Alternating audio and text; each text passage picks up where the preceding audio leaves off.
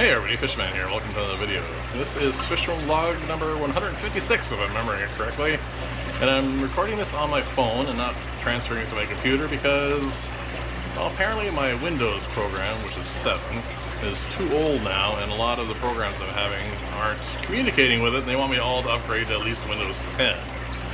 Well, I'm not going to do that right now because I just got over a bunch of computer issues, which I didn't tell you about in the last video because, well, there's enough stuff going on, but anyway. I had to get a new power supply and a few other things, and I just got it working, and I don't really want to go and fiddle with it anymore at the moment, besides being expensive. So I'm going to try and upload this directly from my phone to YouTube. We'll see how this all goes. So anyway, let's get on with the video. This is obviously the 7-foot tank, and these are the Hackborlii, and they're doing really well.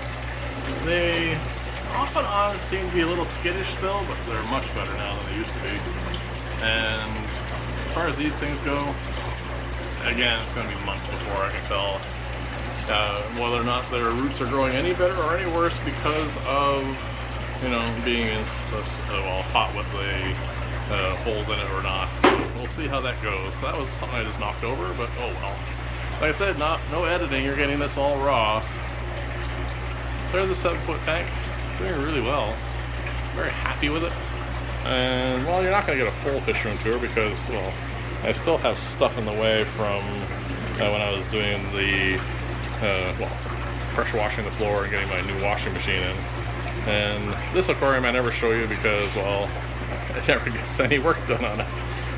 It's just one of my oldest tanks. The Africans breed and do well in there. They just never seem to need anything. The Cabenzas are fine. There's nothing really going on in this tank.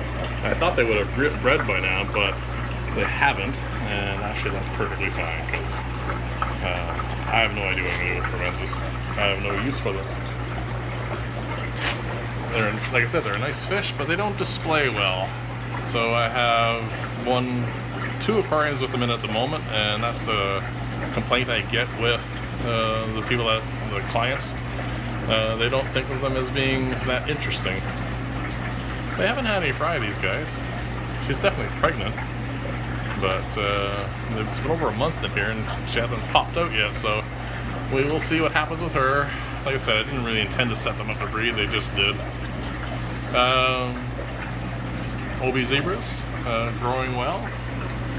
I mean, it's one of the things about breeding fish that I have to be careful about. If I end up with too many of them, it's just, you know, I guess I have no use for all of them. So I have to be very careful what I breed the most of. Guppies I have tons of use for. Zebra Daniels are another one, which is nice. I have to do something with this tank because it only has 1 pleco in it. And these are another fish. I really like them.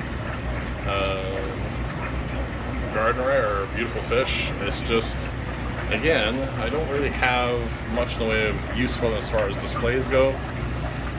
They're not a fish that does well in large community tanks. They do great like this, but when it comes to just sticking them in an aquarium with a bunch of other fish, they tend not to do well. I got this all cleaned out. This is where the Hackborlii were. It's now ready for fish. Just a matter of doing something about that if I ever get a free moment.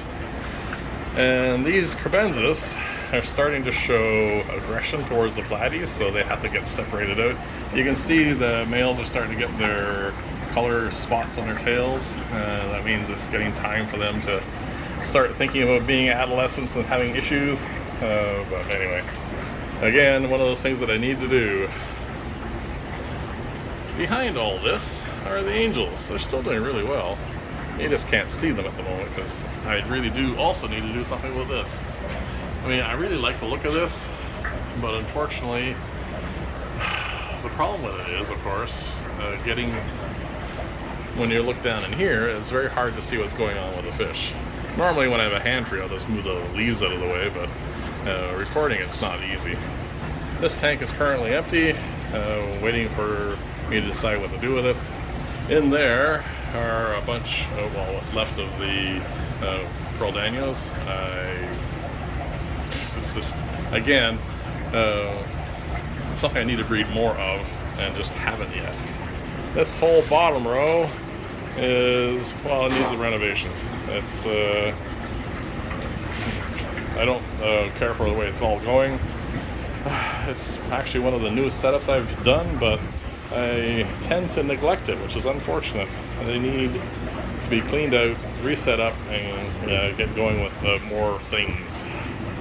I tried to cut a slip off of my lemon geranium and put it into some water.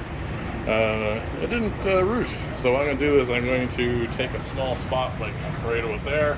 I'm going to wrap a bag of earth around it, keep it moist, and hopefully it'll root that way, because, well, I mean, it's getting quite scraggly, so it needs to be repotted into a number of small pots. And this is doing well. I've only done one huge water change, one small one. Still needs a lot of work, of course. All these guppies that are in here are going to go into what I call a cull tank, which basically just means what I do is put those out to clients' tanks. There's nothing special going on with any of them, so I want to thin them out and put them other places so that I can put fish like this that I actually want to grow out into them, and a bit more room for platies and stuff like that. I think I might use that pond for that purpose, just like a large grow tank. But again, finding time for everything. I haven't done anything with a crack here yet.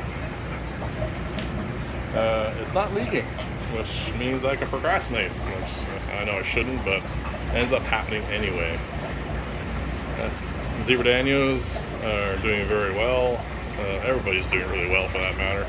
The only fish that I have any real issues with were the ones that were all in that pond, mostly because, again, it was no room for fish to swim, but everything else is fine. Oh, one other thing that I meant, and I've actually recorded, and at some point will show you, is I've taken the, this is the plastic for the new look for the leak-proof canister filter, and it's all cleaned up. It's empty. I'll use that for something. I mean, it's a perfectly good aquarium. So this is now just running on a box filter.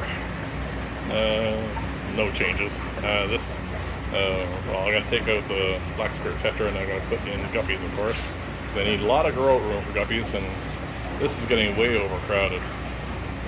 So there you go. This is pretty much the entire fish room. There's a few more tanks down here, of course. My pleco breeding tank, which always looks cloudy, but I feed an awful lot of food in there. And that center tank, which is now so overgrown with plants and duckweed, as you can see, that I'm basically just waiting until a time when I can just completely clean that out and get it all set up. There's only just one lone OB zebra in there, and yeah, I need to obviously do a lot more work. So there you go.